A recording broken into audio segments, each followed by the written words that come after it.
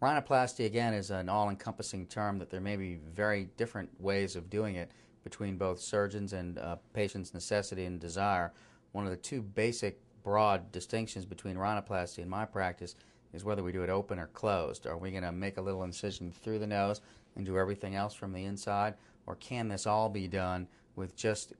incisions that you can't see on the inside? And while the incision that we make through the portion between the nostrils heals beautifully and has a very acceptable scar, it does cause more swelling and may take a little longer to heal than if we can avoid that. So there are situations in which the patient's desires and what they start